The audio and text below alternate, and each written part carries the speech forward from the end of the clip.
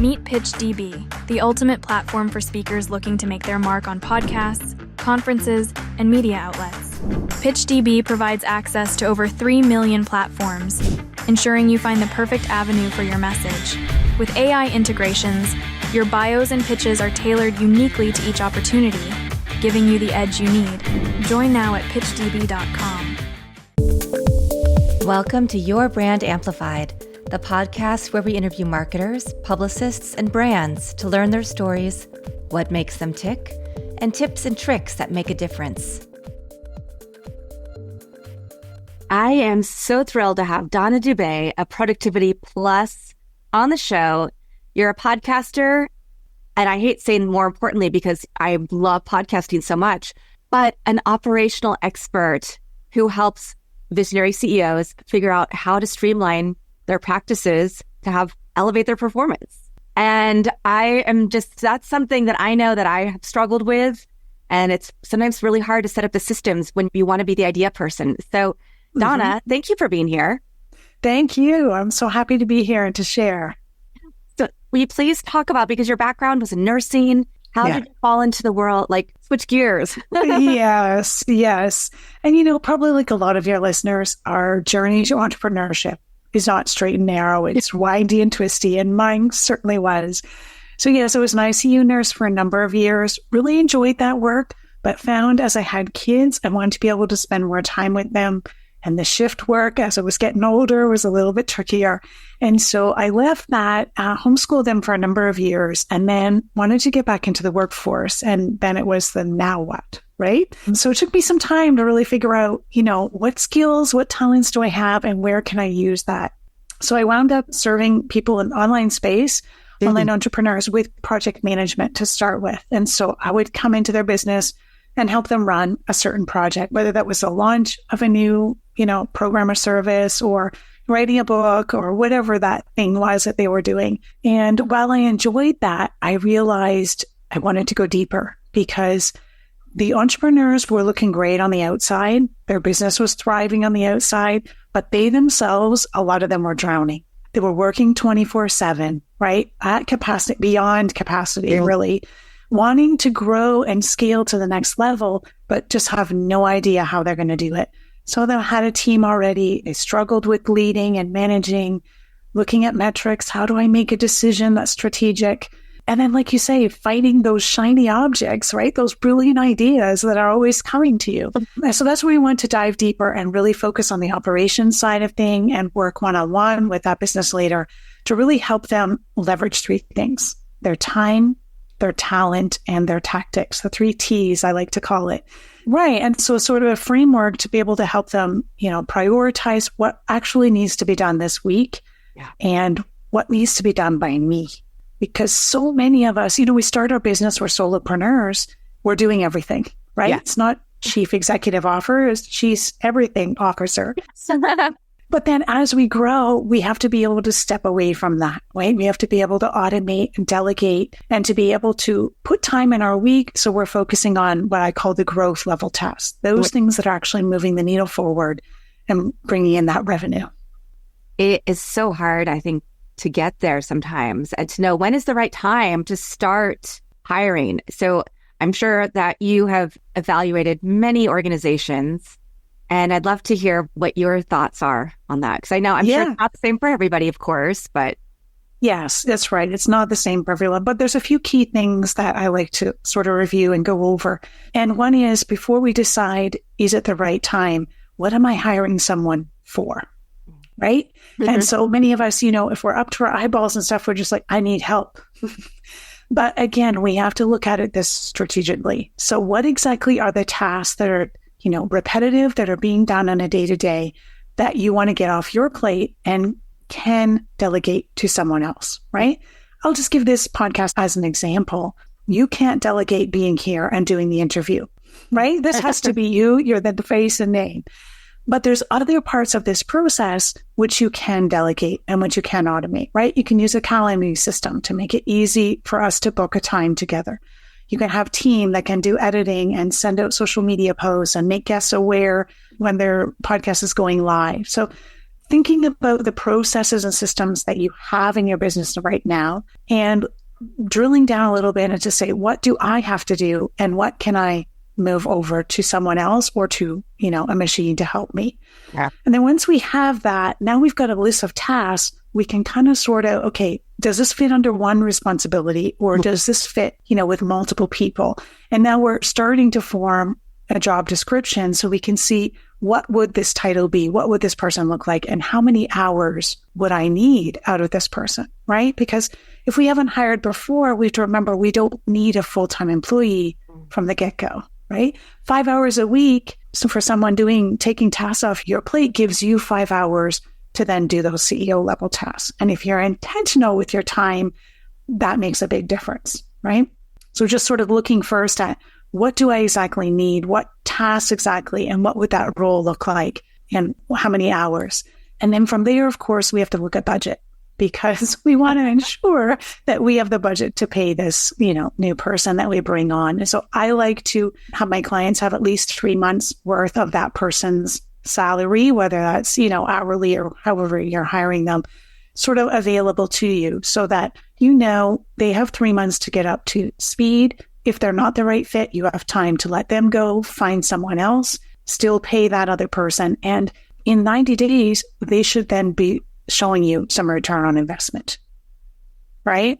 Yeah, that's a fantastic way to look at things. I know sometimes I think particularly about my biggest business, which was my PR firm during the pandemic. And I hired people because I knew I needed more people. And I thought I was doing the right thing and making people full time. But it really was, okay, these people probably I didn't need, could stay as contractors, consultants, just work on different projects.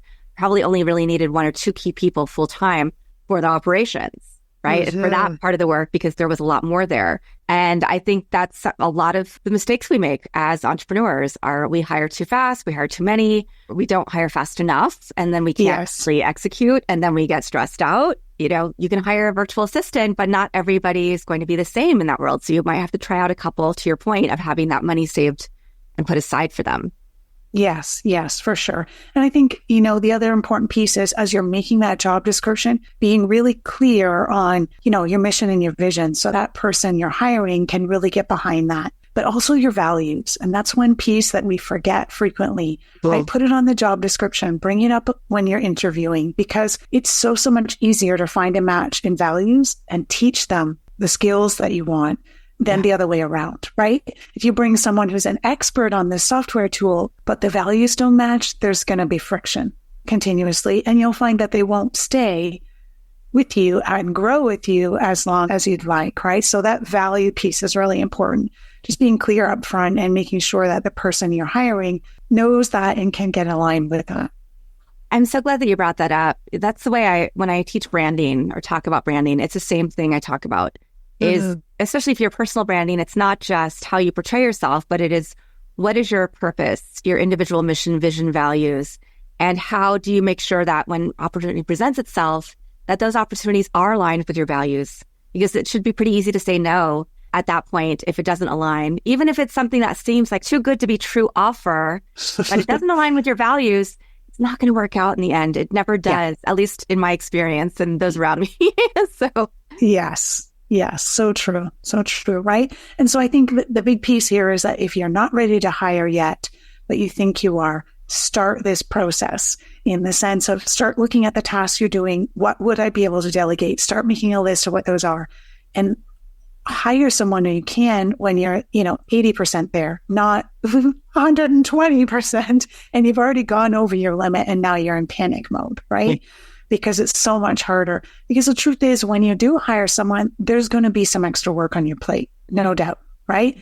There's some short-term pain for long-term gain. And so you are going to have some things set up for them, whether that's a video, whether that's a written document, whether it's meeting one-on-one, but there's going to be some time you're going to need. They can't read your mind, right? And so they need to be able to get in your business, get immersed with what you're about, who your target audience is, what your content's about, so that they can really get behind that and be successful in what they do. So it's important to be able to have that time to set them up for success. And if you're already drowning, then it becomes harder. And that's when we hear things like, well, I hired someone, but it just didn't work. It's faster for me to do it. Right? Yes. We've all been there, all guilty. When I made the transition this time, more recently, to focusing on my podcast more and coaching, I realized that I needed to set up the systems. And so I did some of the same thing that you're saying, because I'd seen how well systems worked and how much they helped just alleviate so much of the pressure and concerns and miscommunications in my previous companies. So I set up some systems, some SOPs. I have a great admin who helps with the podcast, and it has been life-changing. And I've been able to give her more and more stuff because I can trust her. And it's like, do I really need to be the one that uploads everything and picks out the captions and does the graphics? No, she can do that. She's great at it.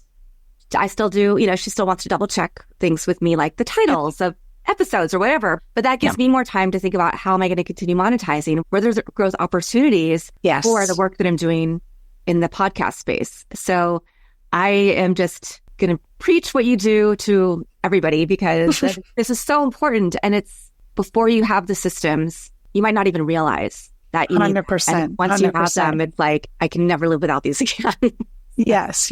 And I think I just want to clarify here, when we're seeing systems, I know some people think, oh, that means I have to choose if it's going to be this software or that software. Yeah. No, we're thinking much higher level than that. It's more about, how is this going to work? What's the process going to be, right? What pieces do I have to do? What pieces have to happen next? So it's more like a guideline of, how this happens in my business every week. The tools, that's for you and your team to sort out afterwards, right? Because we can switch tools. We can have tools that, work today, and then we want to do something and we grow into something else. But it's more about the high level view of, how does this process work? How do I get from A to Z to make this happen week after week in my business? Absolutely. You have some habits that you think CEOs need to develop in order to be really efficient and supercharge their workflows. Can you share some of those with us, please? Yeah, for sure. So one of my favorite ones is the CEO Power Hour, which is really just 1 hour that you block off in your calendar, same time, same day, every week. So whether you do it Monday morning, whether you do it Friday afternoon, Saturday evening, whatever works best for you. But it's that 1 hour block that's non-negotiable. So we don't put anything else there, nothing else, can get in its way. It's an important call. And what you do during that time is really review and reflect and set your priorities for the next week. And so what are we reviewing? Well, we're reviewing a few metrics. Now, I'm a bit of a data nerd, so I love to go down that rabbit hole, but I know many business owners do not, right? So we want some high-level view metrics. How's my revenue doing compared to my goal, right? Am I on track for my monthly goal, whatever that is? And if I'm not, what can I do to tweak and change? Maybe I can put a flash sale. Maybe I can reach out individually to, a few leads that I know are in my pipeline, whatever that looks like for your business, but being on top of that so that we don't go months and then realize, oh, we're nowhere near our goal, right? Yeah. And then looking at how people are getting into your world. So whether that's, through whatever you're doing for marketing yourself, but is that working? Is there a return on investment for the time and the energy that you're putting into that marketing, right? So making sure that whatever avenue you're using, you're still getting people into your world, and that's giving you a return on investment. And then from there, we want to look at reflecting. So where am I at? What needs to be done in terms of my 90-day goals? Well, I didn't make 90-day goals. What are you talking about? So go back to when you made those yearly goals. And, it's common for us all to make those yearly goals, but they're big, big goals, right? And we have to break them down. So I like to break them down into 90-day goals and then further down into monthly goals. Yeah. Right? It's just like a sandwich. You're not going to eat the whole thing in one bite. And that's your 12-month goal, right? Break it down so you can have one bite at a time. So this is what my month goal is. What do I need to do this week to get me one step closer to reaching that goal, right? So much more easier to manage and to be able to see. Since we know what that goal is, it's got to get on our calendar. Because if you're anything like me, if it's not on the calendar, it's probably not happening. Yeah. It's funny. I was just on a podcast earlier today and I talked about, it was about healthy mind, healthy life. And how do you create space for yourself? And I do something called the inner power hour, where I'm like, okay, I'm going to have this time so that I can, and maybe not do the business tasks, but my mental tasks, just if I need to do some meditation or some chanting or visualize and like some of my goal setting or thinking about my goals, but there also might be time when I do a little workout or something, just to give myself time to like really set my day up well. Yes. And when I'm more intentional with that time, I see I'm happier. I'm like, I'm achieving this. I'm building this time. I'm getting these things. I'm seeing where I can take things off my list. Yeah. But I also know that sometimes I need people to hold me accountable. And I do have somebody who holds me accountable for that. That meets like once a week. And okay, did you do it? How much time do you spend on these different tasks that you wanted? But this weekend I did a finance boot camp that was over a Saturday and a Sunday. It was like 3 hours a day, but we would get, okay, set up your systems, use this way. And then everybody go off Zoom for 15 minutes, cameras off, and just work on the systems and come back and report.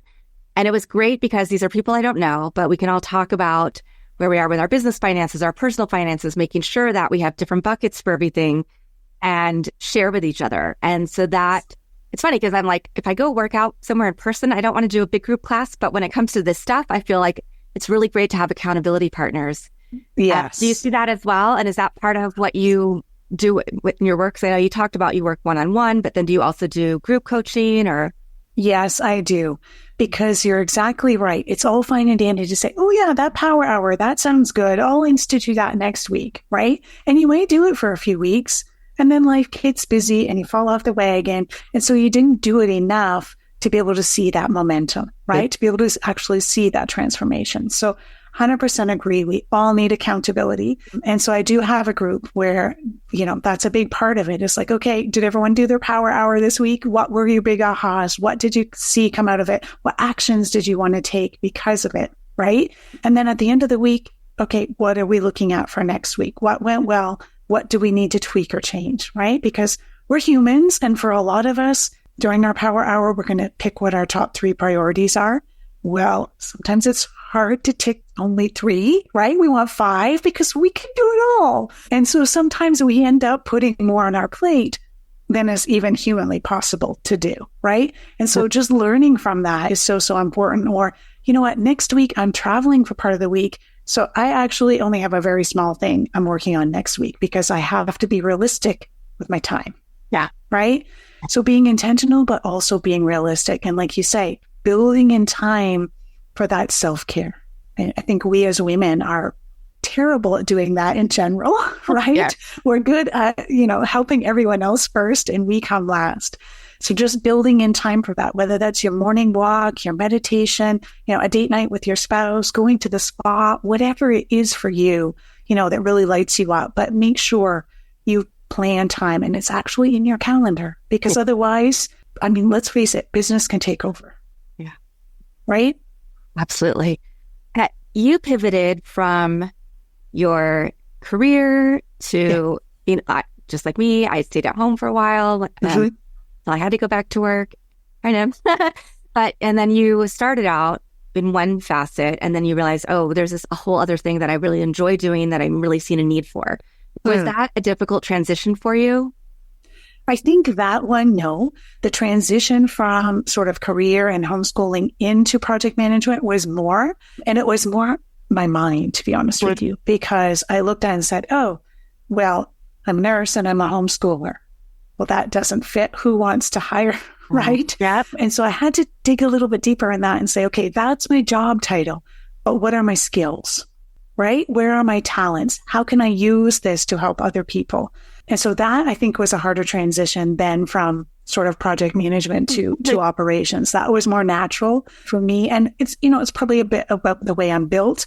I'm a planner. I like to plan things out. You won't find me spontaneously, going on a vacation without having everything mapped out, right? Drives my family crazy. But so yeah, part of that is just sort of, our natural tendencies, right?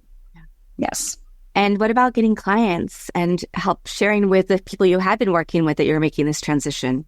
Mm-hmm. Yeah. You know what? That was thankfully very well taken and, they accepted very well. Of course, we had some clients where it wasn't, a best fit and we both moved on. But in general, most of them welcomed that and welcomed the extra help, right? So it was really sort of sitting down and talking about, okay, this is what I'm envisioning the package could look like. This is the kind of support, how does that fit with you? And let's try this on and see. So in general, that was an easy transition, which I'm thankful for.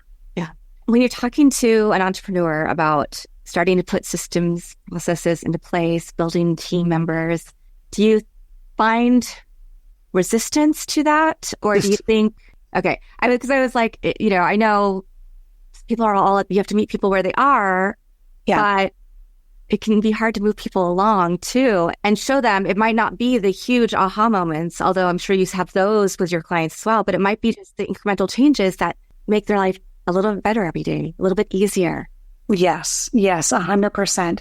And I think, it really depends on the client's background and what's recently happened. So just as an example, I had a client who was working 24/7 in her business, right?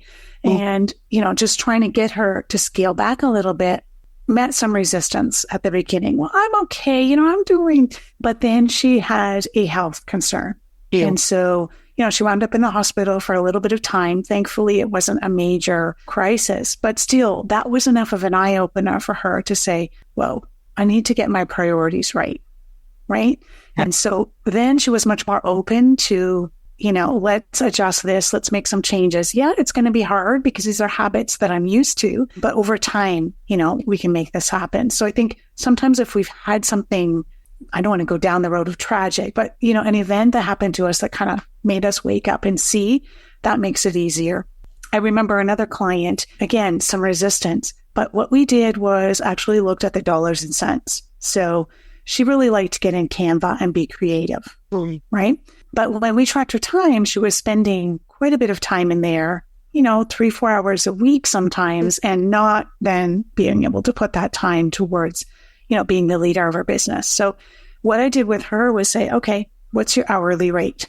Well, X amount. Okay, so if you're spending 3 or 4 hours a week, at $100 an hour, this is how much you're costing your business, right? Yes, you're not actually getting paid that, but if you had your assistant do that for you, it's a much cheaper rate, right? And you get that time back to really focus on what you need to be focusing on. So just sort of trying to bring the objective data really helps sometimes because, yes, she is creative. She likes that. She enjoys it, right? So once we were able to do that, she was able to delegate that.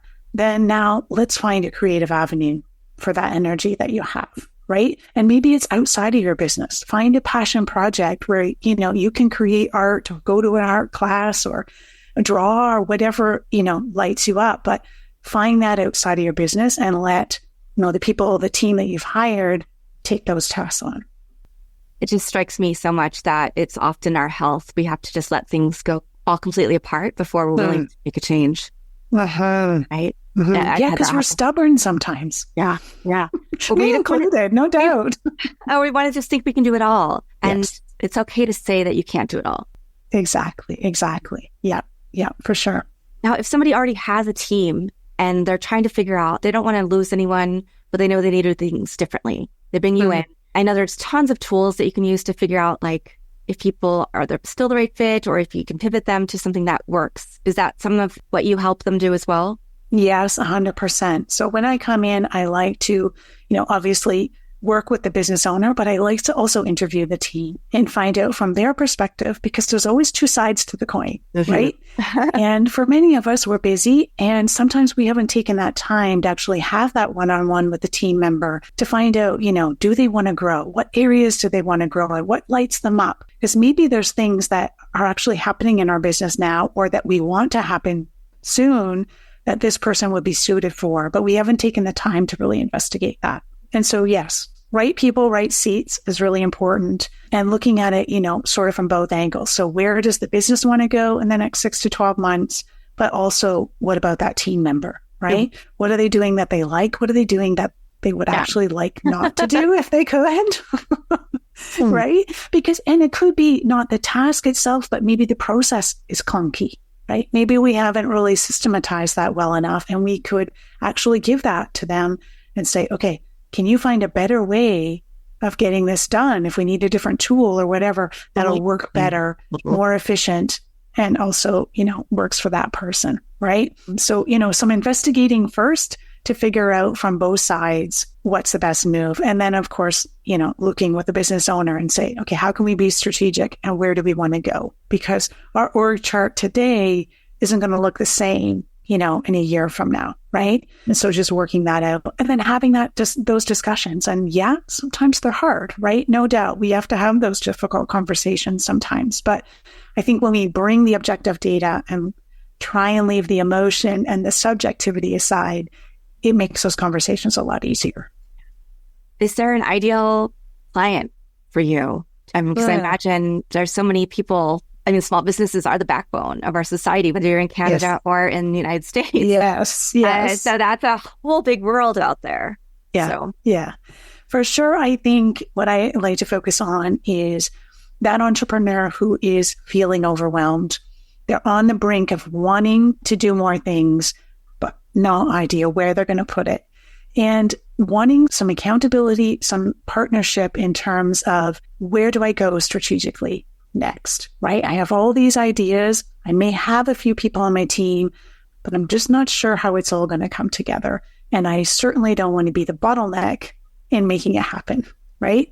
And so just, someone who's willing to sort of think outside the box and look at things from different perspectives. In terms of actual niche, that's not as important to me as we were talking about earlier, the mission and the values. So if I can get behind the mission of the business and, in alignment with the values, then it's usually a good fit rather than, just health and wellness or just creatives or that type of thing. Yeah. I like that you are driven by your own value system as well in choosing who you work with, because I think that sometimes I've been at agencies where I thought everybody had one value system, but then when it came to getting clients in, there were clients that were not necessarily aligned, and it didn't feel good. Yeah. Right? It didn't feel like we could deliver our best work. Yes. As team members either. So I want to know, what does the typical day look like for you? Yeah. Okay. Good question. So one of my other CEO habits is a scheduling ninja. So that's sort of my calendar. And I want that ninja working for me, not against me. And so I like to set up my calendar with life first and business second. So I take a blank calendar and I lay out those things that are important to me in my life. So I like to do a morning walk and get that in right away. I like to have some quiet time after that and then open my laptop. So I try to stay away from, I don't actually have any notifications on my phone. So that makes life easier. I try and just, keep things on the desktop so that I can separate those two.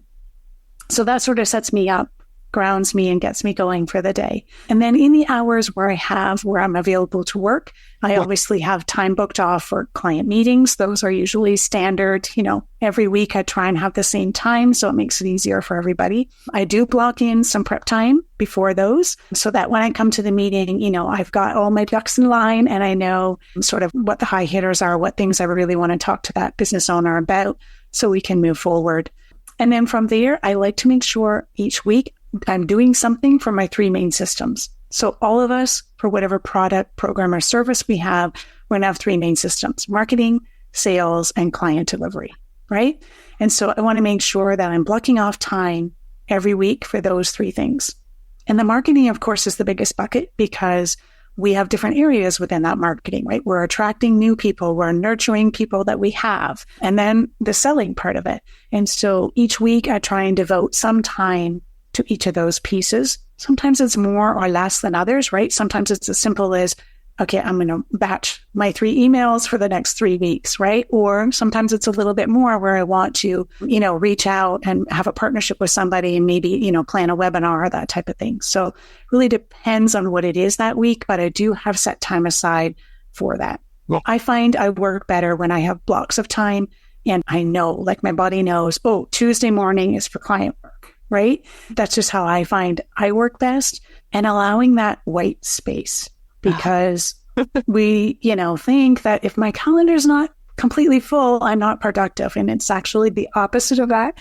We need that time and that space. So, just allowing that. And even if it's a 15 minutes between meetings, like block off half an hour so that you can just, go get a drink, have a walk, right? Yeah. Talk to your family or whatever it is you need. But, just really being intentional with blocking that stuff off makes so much difference, because I've been there, I've done that, where I didn't act that way. And while I was feeling great, my family and friends were like, where is she? Okay. Right? Are you going to make it to dinner on time tonight, Mom? Or is there going to be another meeting? Right? So sometimes we need that wake up call. And I'm glad I found it before I got to a point of, total burnout. But I think it's just important that we intentionally set up our weeks that way, so that we are putting our life first. And then with our business time, make sure that we're doing those tasks that are really growth level. Mm-hmm. We talked a little bit earlier about how it doesn't always have to be big shifts that happen in a business to make a big difference, right? But I would love to hear if you have any favorite stories from client work, somebody who they were able all of a sudden to get to the next level, whether it's 6 figures, 7 figures, whatever the case may be, or be in more stores or whatever their goals were. Yeah. For sure. I do. Yeah. And this one I like to bring out because, again, we're focusing on the objective data. So I was working with a client. She sold courses to new grads out of university.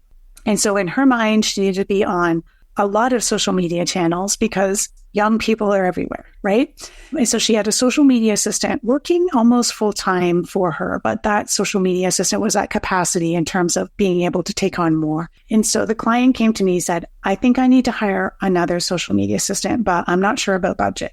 Okay. So let's look first at what the data is showing, because I had an inkling that, trying to spread us onto 7 or 9 or however many channels we have now was not the right way to go. And so we looked in the back of Google Analytics and quickly found that 2 channels were actually making a difference. Facebook was bringing people in terms of brand awareness, but surprisingly, people were actually converting off of her Instagram posts. So they were clicking the button, taking the action, whether it was signing up for her lead magnet or a webinar or, commenting, that type of thing. So they were actually following through and doing the action that she wanted them to do. The rest of the channels, YouTube, TikTok, was getting very little traction. And we had been doing it for a while. Mm-hmm. So that was such an eye-opener to her, because she said, oh, I don't need to hire someone else. Let's double down on Facebook and Instagram. Nice. Forget the rest for now, because my people aren't there and they're not responding to what I'm doing there. Go with what's working and, put more effort into that fire. And so that was a real help, because again, we didn't have to worry about the budget. We could just deal with the one team member that she had and helping that team member really focus her efforts on those 2 algorithms and, doing the best that she could for that, rather than spreading her thing going, oh, on LinkedIn, you have to do this, on that, you have to do. Yep. Yeah. It gets overwhelming. And that's on the brand strategy side, I love it, because I say the same thing. Think about your customer avatars and focus on one channel. Reserve all the other ones if you want, but focus your efforts on where you're actually seen from your competitors that your audience is living the most. Then you can build up from there later. And that saved her an entire salary. I mean, yes, exactly. Right. And a lot less stress all the way around. Yeah. Right. So yes, I think, again, I like data. So I know for some people it's not their favorite, but just asking the questions helps. And then you go find, the number that helps support that, right? She would have never known that those 2 channels are making a difference if we didn't go and look, right? Yeah. You also have a podcast, CEO Amplify. When did that start? And will you share a little bit about the podcast with us? Yes, I'm happy to. Thank you. So CEO Amplify podcast started in August, so not quite a year. Congratulations. But it's been fun. I've enjoyed it so far, for sure. And so it's really about helping established entrepreneurs strategies to help them grow and build to the next level without losing their sanity. Right? And so I do talk about the CEO habits there. I talk about strategic planning, talk about leading a team, hiring a team, delegating, all those sorts of things that come sort of in that operation side. When's the right time? What should I systematize first? When I'm looking at hiring, where do I start? And so all those pieces are part of the podcast. Yeah. Fantastic. Well, I love podcasts. I love listening to other people's podcasts and learning from them. So definitely you might already be on my Apple So Okay. if you're not, I'm definitely hitting that subscribe button. Oh, thank you. Yes. Yeah. And Donna, I know that you have a call to action, something that people can download to help maybe simplify and think through their strategy. Yes, yes. So it's called the CEO Hour Playbook. And so it's very similar to what we talked about in the CEO Power Hour, but this is just a PDF that'll actually walk you through the steps of, okay, I've got this hour on my calendar. Now what do I do? She said it would be good for me, but what? So this will actually walk you through the steps of, what to do in that power hour, how to take action. And so you can use it, 3 or 4 times until you get into a rhythm and a groove, and then hopefully have some accountability from there and can keep going with it. Fantastic. And we will link, of course, to that link in the show notes. So coamplify.ca for Canada, /power hour. Really excited about that. I wish I'd met you many years ago when I was first trying to put my business together, because I think I'd probably still have that business instead of having pivoted. Yes. So, right? Yeah. Oh, any last thoughts that you want to leave us with, Donna? Yeah. I think really the last thing is being intentional with our time. So we all have the same, 24 hours, whatever it is, 168 hours in a week, but we really do have to focus on what's the most important thing with the time that I have. So whether you want to work, 20 hours in your business, 30 hours, whatever that looks like for the week, really focusing on what's the thing that I need to do to move the needle forward, right? Other things can wait. It's not as life-threatening as we think it is. And, where is my time best spent? And do you have a favorite quote, mantra, or words of wisdom that get you through every day? Yes. Okay. So my quote actually fits with the time thing, and it's by James Clear, the author of Atomic Habits. Yes. Yeah. And so he says, I'm going to paraphrase it now, but he says, many people think that we don't have enough time, right? We frequently say, I don't have enough time, but it's not the time we have, it's the focus and the intention behind it. And so again, when we really concentrate and be purposeful with that, it can really transform us moving forward. Well, fantastic. Thank you so much for being on the show. I know we've been trying to get this to happen, so I'm really grateful that you're here. I think a lot of people are in this phase right now where we're thinking about our business growth or our what next, and knowing that you can actually put things into place to help create processes and think about things in really methodical ways to help you make those decisions is so important. So I think this timing has been perfect. Great. Thank you. I'm so happy to have been able to share. Wow. Thank you to everybody who's watching or listening to this episode. Make sure to follow my podcast if you're not, and also follow Donna Dube's podcast, CEO Amplify, to learn more tips from her. With that, I'll be back again tomorrow with another amazing guest. Want more? Check out amplifywithannika.com or follow me on socials at amplifywithannika.